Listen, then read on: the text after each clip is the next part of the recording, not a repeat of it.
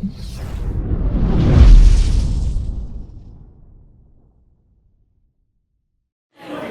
is in the grip of a drug crisis like never before. Today is fighting a full-blown drug crisis. आपके आसपास का कोई बच्चा हो सकता है आपकी गली का या आपके ही घर का हो, वो स्कूल जाता है, पढ़ाई में भी अच्छा है और अचानक एक दिन उसकी नाक से खून बहता है। जांच में पता चलता है उसने कोकीन ली है। कोच्चि की 15 साल की एक बच्ची की यही सच्ची कहानी है। गांजा से शुरू होकर MDMA और फिर कोकीन तक वो लड़की जो पुलिस ऑफिसर बनना चाहती थी आज रिहैब सेंटर में अकेली बैठी है। ये कोई इकलौती कहानी नहीं है, ये कहानी एक पूरी पीढ़ी को बर्बाद करने की दास्तान है।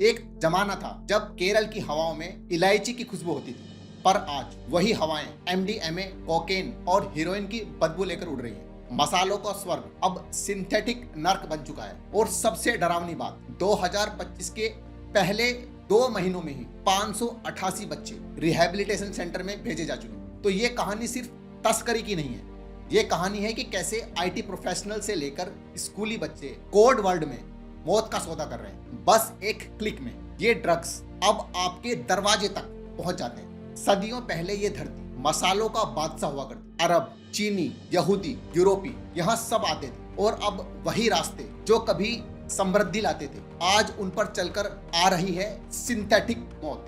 MDMA, कोकीन, हीरोइन और जाने क्या क्या फैंसी नेम के साथ 590 किलोमीटर लंबा समुद्री तट जो कभी मसालों की खुशबू दुनिया तक पहुंचाता था, अब वहां से उड़ रही है नशे की बदबू। ये तट अब व्यापार का दरवाजा नहीं, तस्करी का हाईवे बन चुका है।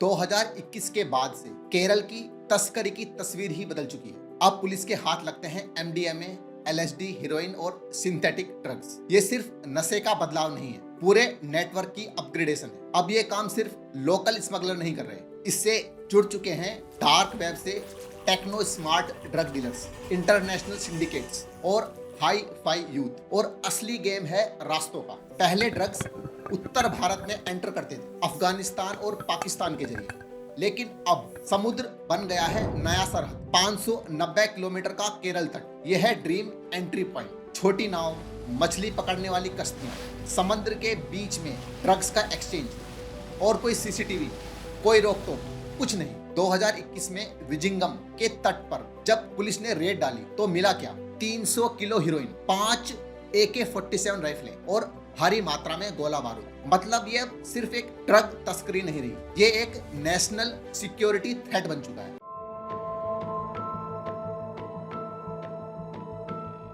पहले नशे का सौदा करने के लिए किसी को सामने से मिलना पड़ता था, खतरनाक, रिस्की और सीधे पुलिस के रडार पर। लेकिन आज बस एक क्लिक और सौदा हो गया। केरल पुलिस ने हाल ही में 25 ऐसे लोगों को पकड़ा है जो डार्क वेब के जरिए ड्रग्स बेच रहे थे। अब आप पूछेंगे कि ये डार्क वेब क्या भला है? तो ये इंटरनेट का वो हिस्सा है जो गूगल बाबा को भी नहीं दिखता। ना कोई URL, ना कोई OTP, सिर्फ एक खास सॉफ्टवेयर और सही चाबी चाहिए और फिर खुलती है नशे की दुकान। ऐसी दुकानें जो गूगल मैप्स पर नहीं, टेलीग्राम चैट्स और लिंक्स पर मिलती हैं। और ये काम कौन कर रहा है? कोई गली का गुंडा नहीं, IT प्रोफेशनल, टैक्स सेवी अमीर बच्चे। पुरानी हुंडी सिस्टम भूल जाइए, अब बिटकॉइन में मौत खरीदी जाती है। और माल कैसे पहुंचता है? भाई सीधा कोरियर से। जैसे आप अमेज़न से टी-शर्ट मंगाते हैं तो वैसे ही एक ब्लू पैकेट आता है। फर्क सिर्फ इतना है कि इसके अंदर जहर भरा है। और ये जहर कहाँ जा रहा है? स्कूलों में, कॉलेज के हॉस्टलों में और कई बार आपके घर के बच्चों तक। ये ड्रग्स अब कैंडी बनकर आ रहे हैं, आइसक्रीम की शक्ल में, कोड वर्ड में, व्हाट्सएप ग्रुप के जरिए। ये कोई फिल्म नहीं चल रही दोस्तों, ये रियल लाइफ ब्लैक वेब है जिसमें हमारे बच्चे फंस रहे हैं।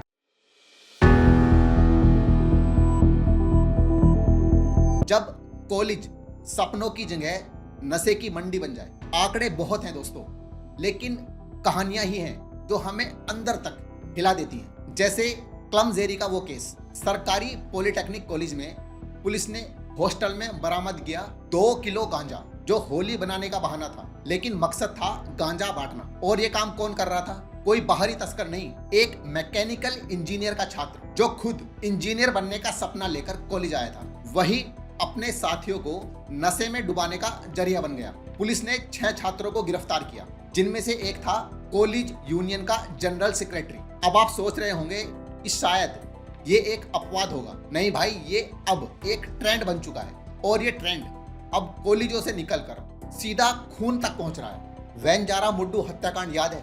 सिर्फ 23 साल का अफान 5 लोगों को मौत के घाट उतार देता है और फिर खुद जहर पीकर थाने पहुंच जाता है। वजह आर्थिक तंगी, ऐसा कहा गया। लेकिन पुलिस ये जांच कर रही है। ये जो MDMA है, जिसे लोग मोली या एक्टसी कहते हैं, ये हमारे ब्रेन के सबसे जरूरी केमिकल सिस्टम को हिला देती है। MDMA का असर होता है 3 बड़े न्यूरोकेमिकल्स पर। सेरोटोनिन, ये आपके मूड और हैप्पीनेस लेवल को कंट्रोल करता है। डोपामिन, ये प्लेजर और मोटिवेशन से जुड़ा होता है। और तीसरा है नोरपाइनेफ्राइन, जो बॉडी की फ्लाइट या फाइट एनर्जी को कंट्रोल करता है। अगर आसान भाषा में बोलूं तो ये ड्रग्स दिमाग के कंट्रोल रूम में आग लगा देते हैं। जैसे स्पीड में भागती कार का ब्रेक फेल हो जाए। आपको पता है कि रुकना है, लेकिन रुक नहीं पाते। और जब ये केमिकल्स गड़बड़ाते हैं तो असर होता है आपके मूड, एनर्जी, भूख, नींद, हार्ट बीट और ब्लड प्रेशर पर। MDMA का असर ऐसा होता है जैसे आप अपने दिमाग की बैटरी को बार बार ओवरचार्ज कर रहे हैं। पहले तो सब कुछ तेज, रोशन और सुपर ह्यूमन जैसा लगता है, लेकिन फिर वो बैटरी जल जाती है। ये ड्रग्स जो आप सोचते हैं ब्रांडेड होती, वो असल में बहुत गंदे मिक्स होते हैं। इसमें मिलते हैं दूसरे खतरनाक केमिकल्स जो जहर से कम नहीं होते। एक छोटी सी गोली आपकी पूरी जिंदगी बदल सकती है, और सिर्फ आपकी नहीं, आपके परिवार, आपके दोस्तों और आपके समाज की भी।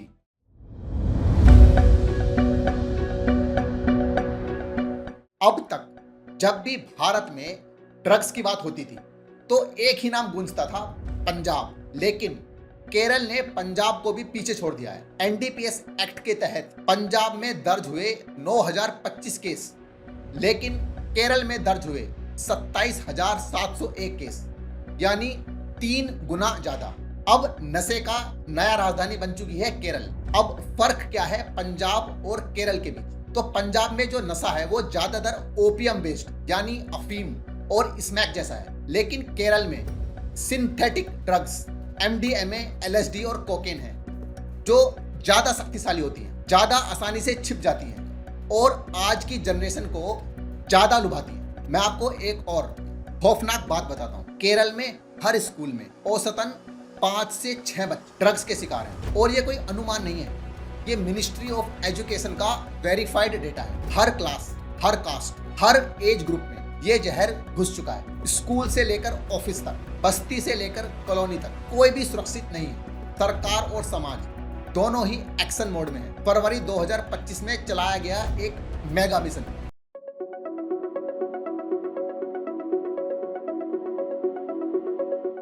Operation D Hunt. इसमें एक हफ्ते के अंदर 17,246 लोगों की जांच हुई, जिसमें 2,854 गिरफ्तारियां भी की गई और 2,762 केस दर्ज किए गए। लेकिन सिर्फ रेड और गिरफ्तारी से कुछ नहीं होगा दोस्तों, इसलिए केरल सरकार ने स्टार्ट किया है 24/7 एंटी नारकोटिक्स कंट्रोल रूम, जिसका नंबर है 9497927797, जिसमें आप कोई भी ड्रग्स से जुड़ी जानकारी एनोनिमसली दे सकते हैं। लेकिन सबसे बड़ा हथियार है अवेयरनेस।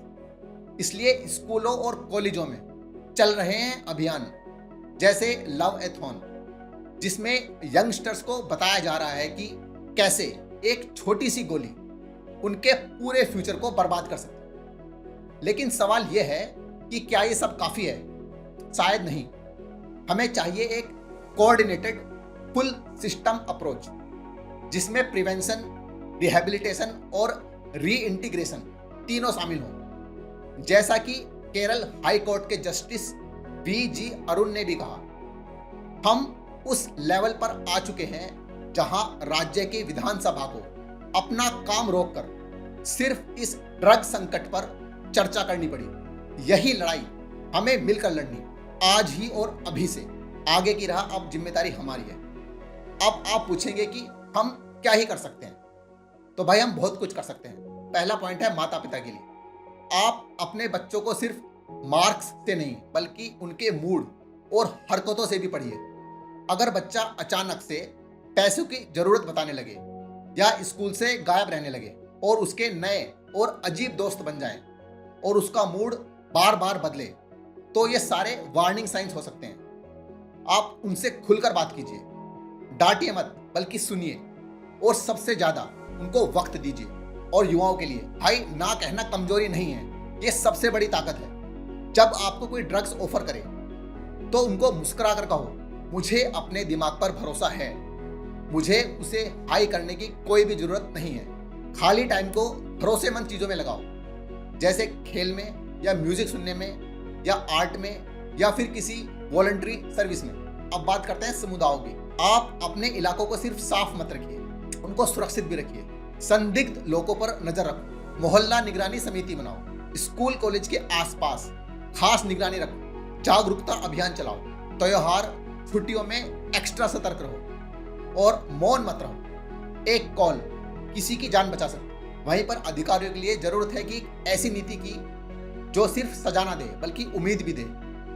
प्रिवेंशन, ट्रीटमेंट और रिहेबिलिटेशन, तीनों पर एक जैसा फोकस होना चाहिए। स्कूलों में एंट्री ड्रग एजुकेशन को मैंडेटरी बनाना चाहिए और डार्क वेब सर्विलेंस को बढ़ाना पड़ेगा। कम्युनिटी बेस्ड रिहेबिलिटेशन प्रोग्राम्स को फंड देना होगा। हम एक ऐसा केरल चाहते हैं जहां बच्चे सपने देखें, ड्रग्स नहीं, जहां जिंदगी बर्बाद ना हो बल्कि उसका जश्न मनाया जाए। तो ये सब मुमकिन है अगर हम सब एक साथ खड़े हों। आइए हम सब मिलकर इस बदलाव के वाहक बने। धन्यवाद।